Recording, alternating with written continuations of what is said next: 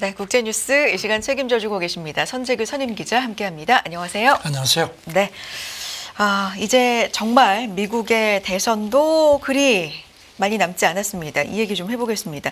바이든 쿼드 정상회담 주최 얘기, 이 얘기로 좀 시작해볼까요?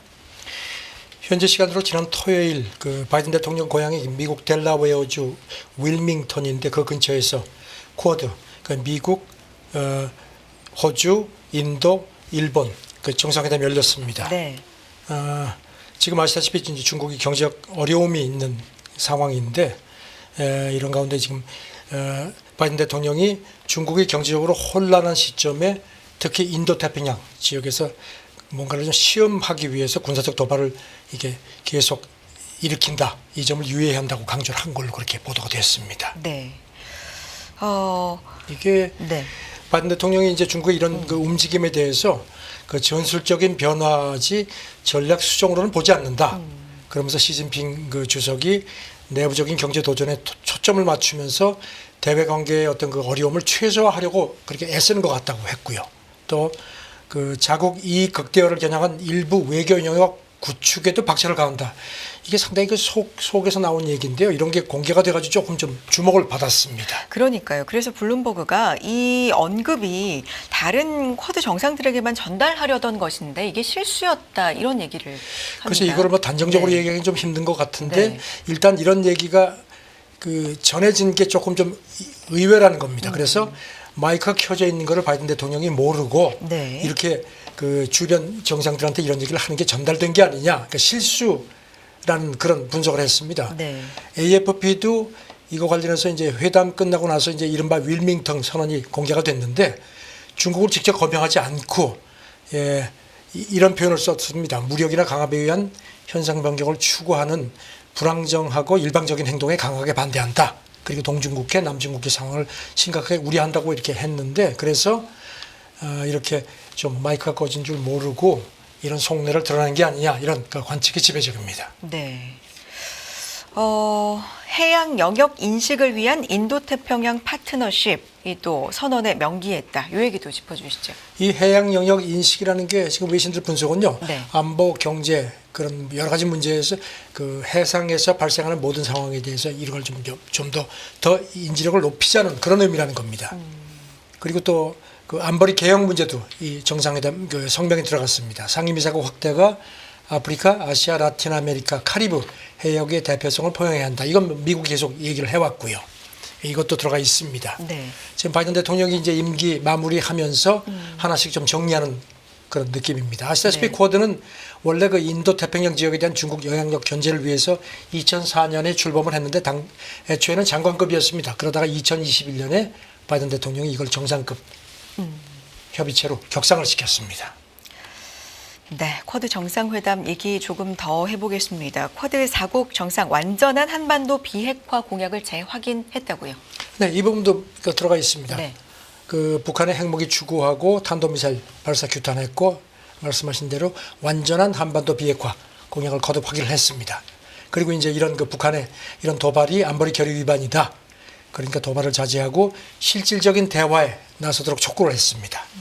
그 다음에 이제 북한하고 러시아 그 협력 문제 이거는 뭐 러시아를 직접 언급하지는 않고요. 이렇게 표현을 했습니다. 글로벌 비확산 체제를 직접적으로 약화시키는 북한과의 군사협력 강화하는 국가의 깊은 의를 표명한다. 이렇게 러시아를 우회적으로 비판을 했고요. 네. 그 다음에 이제 이런 것과 관련해서 북한의 핵 미사일 관련 기술이 다른 나라로 확산되고 그 다음에 특히 그 북한이 지금 탄약하고 미사일을 이제 러시아에 공급한다는 게 이제 서방 쪽 이제 지적인데 그 대가로 러시아가 첨단 군사 기술을 제공할 가능성을 좀 이렇게 걱정하는 그런 표현도 집어넣었습니다. 알겠습니다. 쿼드 정상회담 관련된 들어와 있는 소식들 정리해 주셨고요. 다음 얘기 넘어가 보겠습니다. 미국이 중국을 겨냥한 듯한 이야기를 좀 했는데 주요 산업별로 뜻이 맞는 국가들과 무역협정을 맺고 규정한 방식대로 경쟁하지 않는 국가에 대해서는 제한하는 구상을 제시한다. 이게 사실상 중국을 겨냥한 거라고요. 그렇죠. 네. 그 백악관 국경제 담당 국가안보 부보좌관이 그 지난주에 그 카네기 그 국제평화재단 대담에서 이런 얘기를 했는데요. 아시다시피 중국이 그동안에 이제 그 미국이 중국의 그 공급망 배제하는 걸 해서 나름 중국 경제가 많이 흔들리는 상황이 됐죠. 그래서 지금 이 백악관 그 부보좌관 그 발언을 보면요, 이제 공급망 흔들기에 이어서 뭔가 무역 시스템 자체도 중국을 왕따시키려는 그런 움직임을 본격화하는 걸로 그렇게 보입니다. 그래서 주목이 되는데요. 이렇게 얘기를 했습니다. 특정 부문에서 같은 규칙대로 경쟁하는 국가에 우리 이제 미국이죠. 생산력과 구매력을 이용할 수 있게 하는 경제 협력이 정말로 필요하다. 이렇게 이제 말을 이제 서두를 띄면서 그러면서 같은 규칙대로 경쟁하지 않는 국가에는 경쟁을 공평하게 만들기 위해서 집단적인 제한 조치를 사용해야 할 거다. 이렇게 얘기를 했습니다. 네. 이게 구체적으로 풀면 그래서 어떻게 하겠다라는 건가요? 중국을 겨냥한다는 느낌은 있는데. 그렇죠. 네. 중국이란 말은 아직 안 네. 왔는데요. 그러면서 이제 이런 그 핵심 광물이라든가 네. 특정 기술 분야에서 같은 규정과 기준에 따라서 교육키로 합의하는 국가 간에 이게 저는 상당히 주목이 되는데 부문별 무역 협정을 체결하는 게 어떠냐 이런 제의를 했습니다. 그리고 더 구체적으로 이런 협정이 보조금 집행하고 과세 그리고 노동기준 수립 방식 등을 일원화해야 할 거다라는 얘기도 했고요. 그리고 덧붙여서 이걸 위해서 산업 한 2개 내지 3개 분야를 골라서 실제 시험을 하는 게 어떻겠느냐. 아주 구체적으로 그 구상을 제시를 했습니다. 만약에 이게 현실화가 조금씩 된다면 이 산업 2-3개가 이제 구체화될 수도 있겠고 좀 흐름이 그렇게 나올 수 있겠네요. 말씀드린 네. 대로 어떤 공급망 흔들기에 의해서 무역 부문에서 이제 중국을 더욱 본격적으로 왕따시키겠다는 그런 의도를 구체적으로 드러낸 겁니다. 네. 자, 이 밖에도 이런 발언을 했군요. 인도태평양 경제 프레임워크에 더 많은 국가가 참여하도록 하려면 인센티브가 필요하다. 어떤 의미일까요? 그런 얘기도 했습니다. 네. 그러면서 그 구체적으로 참여국에 대한 외국인 투자심의위원회. 이제 미국은 이제 이게 외국 투자에 심의를 하는데 여기 이제 백색 국가가 있습니다. 이거는 이제 그 안보 위험 평가를 예외를 적용하는 겁니다. 그러니까 혜택을 주는 겁니다. 그것하고 제재하기 전에 사전 협의하는 거, 그 다음에 이제 인프레 감축법에 따른 세 공제 혜택 등 이런 거를 좀 인센티브로 주는 게 그 구체적으로 고려할 필요가 있다는 점을 강조를 했습니다. 네.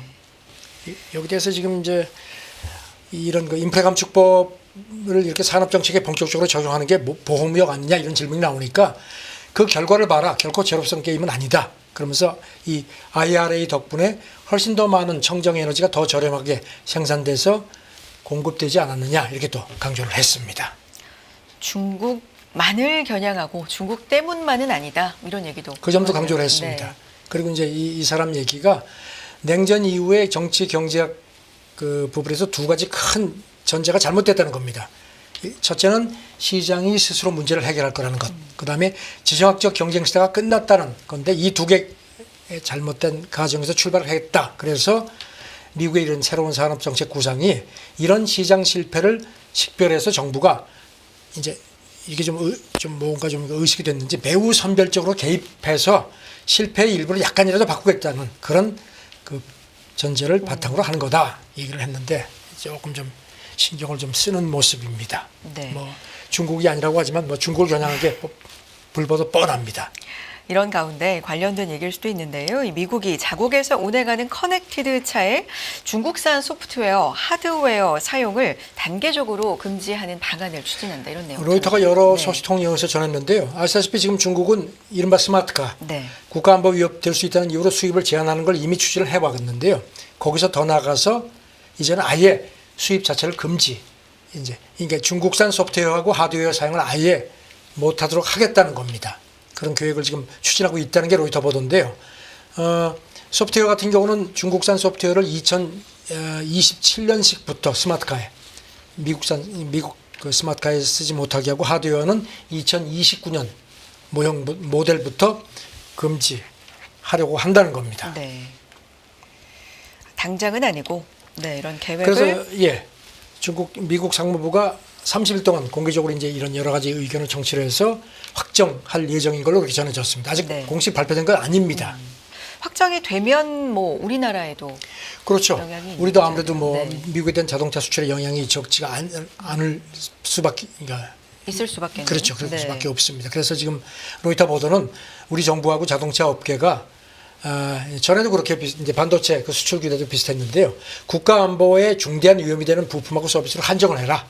그 다음에 유예 기간도 줬으면 좋겠다. 이렇게 협의를 하는 걸로 그렇게 보도가 됐습니다. 알겠습니다. 다음 얘기 넘어가 보겠습니다. 중국이 후쿠시마 원전 오염수 이 방류를 문제 삼아서 중단을 했었잖아요. 일본산 수산물 수입 점진적으로 재개하기로 했다. 어떤 얘기입니까? 중국 외교부가 발표를 했는데요. 네. 이 문제에 대해서 지금 그동안에 여러 차례 협의를 해서 후쿠시마 원전 그 오염수, 이제 일본은 처리수라고 부르죠.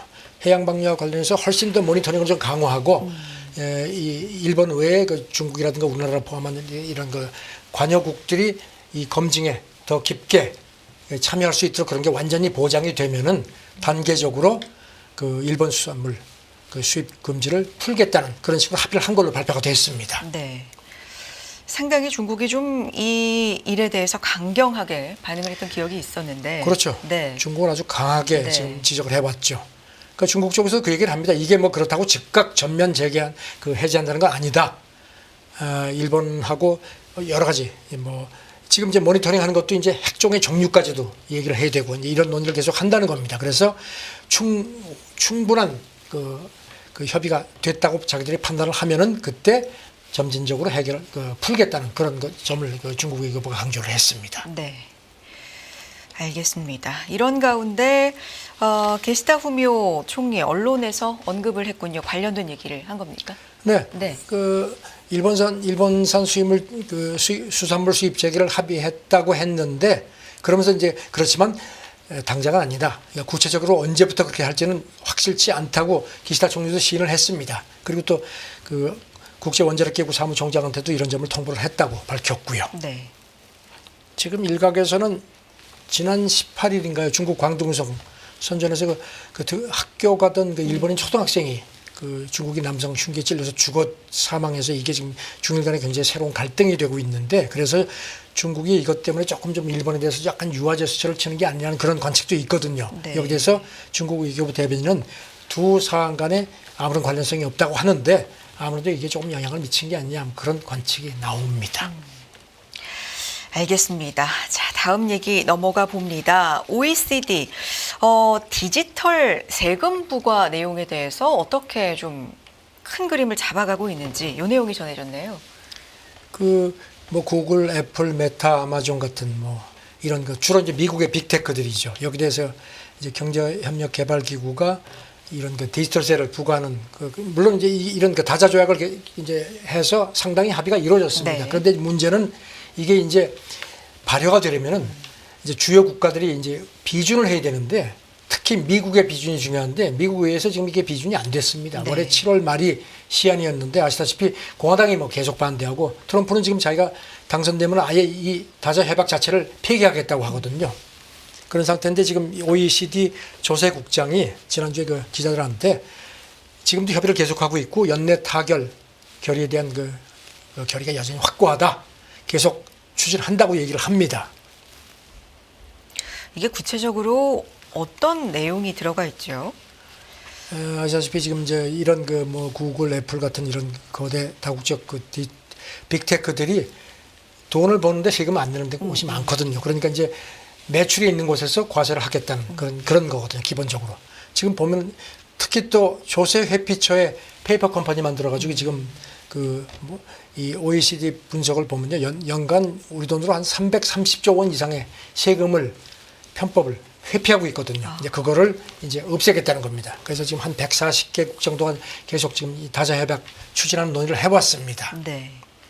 이 중에서도 필라 1이라고 불리는 게 굉장히 좀 그렇죠. 아까 말씀드린 네. 매출이 발생하는 나라에서 이제 그 나라가 과세할 수 있도록 하는 건데 이렇게 되면 이제 조건이 있습니다. 다국적 이런 빅테크 가운데 한 100곳 정도인데 이들 가운데 한 60% 이상의 본사가 위치한 최소 30개국 의회가 비준을 해야 됩니다. 그러니까 이제 미국 상원 비준이 필수적인데 이게 이제 공화당이 반대해서 아직까지 안 되었거든요. 그래서 지금 이게 유야무야하다는 얘기가 많은데 OECD는 계속 추진하겠다는 입장입니다. 네. 이게 조세 전쟁이 벌어질 수도 있다 이런 우려도 왜냐하면 지금 글로벌 차원의 어떤 이런 다자 협약이 이제 비준이 안 되고 있으니까 일부 국가는 이미 자기들이 자체적으로 관련법을 도입을 했습니다. 캐나다도 도입을 했고 뉴질랜드도 내년부터 유사한 이런 과세 입법을 지금 할 움직입니다. 그러니까 이제 빅테크 쪽에서는 이런 식으로 들쭉날쭉하면 이건 우리가 어디다가 기준을 두고 투자를 하란 말이냐 이런 얘기가 나오니까 이제 다자 협약을 통해서 이제 글로벌 단일 디지털세가 필요하다는 당성은 이제 인정이 되는데 계속 이런 식으로 이제 서로 간의 이해가 아직 엇갈리는 상태입니다. 네. 어쨌든 다자 조약을 연내 타결한다. 이런 목표는 불변이다. 이렇게 나오고 있으니까. 그렇습니다. 네, 네. 올해 흐름 좀 지켜보겠습니다. 다음 얘기는요. SNS 그리고 스트리밍 서비스 미국 얘기입니다. 이용자를 대규모로 감시해서 상상을 초월하게 개인정보를 수집하고 있다. 이런 얘기가 나오는 거예요. 그동안에 뭐 그런 점에 네. 대한 지적이 많았는데 미국 연방거래위원회가 뭐 이런 그 메타, 뭐 구글 이런 그 큰 기업들 거를 이제 자료를 받아가지고 계속 한 몇 년간 분석을 해보니까 네. 이게 뭐 지금 상상을 초월하는 수준의 개인정보를 수집하고 있는 게 드러났다는 겁니다. 그리고 이제 이건 뭐 이제 플랫폼뿐만 아니라 무슨 뭐 스트리밍 서비스도 그렇고요. 여러 가지 다 포함이 된다는 겁니다.